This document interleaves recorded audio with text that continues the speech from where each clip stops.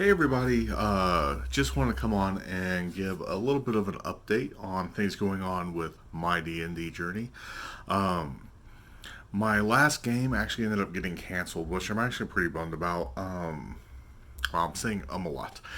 A couple of the players, one of them had other things going on. He had some family stuff going on, so he couldn't make it.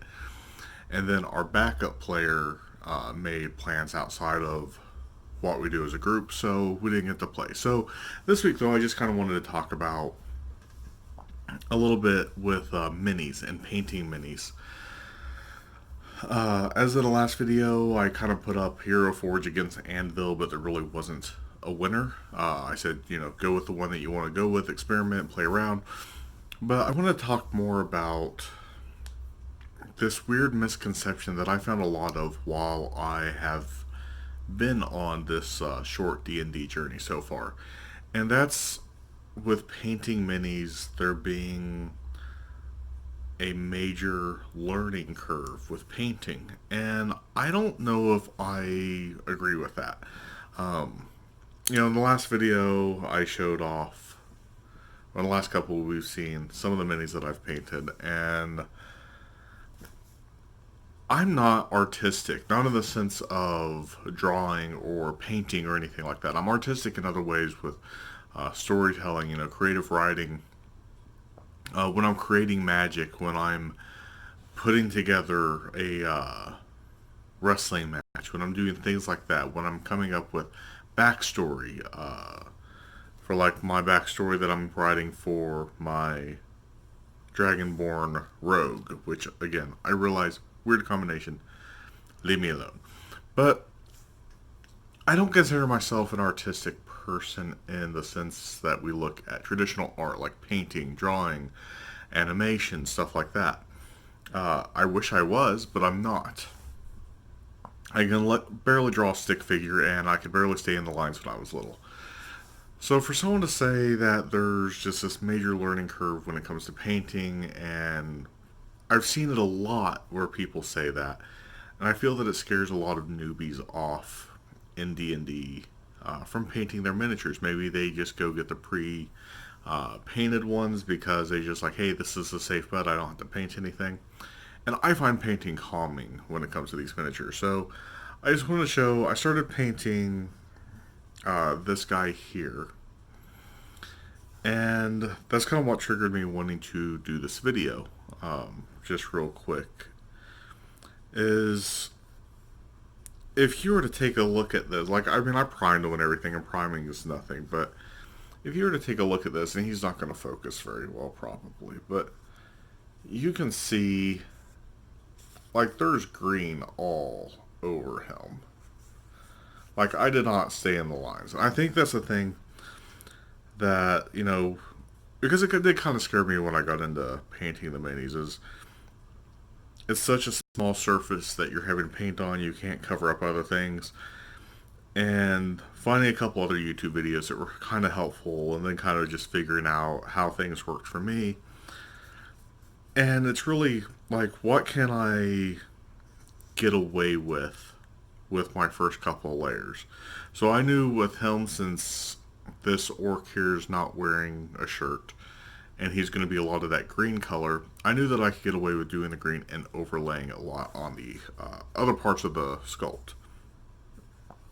The next color that I go in and do is probably going to be either a tan. I'm thinking a tan for the pants. I don't know what color I'm going to do his pants yet, quite yet. But like either a tan or a dark brown. And his club. And as I get into the more intricate details of this, I'm going to have to be, a little bit more strict with how I paint this. But I think that's just the big thing right now. Like, when people approach painting minis, they're scared because everyone's told there's this massive learning curve. Now, I do agree, to paint minis really, really well, you probably do have to be artistic.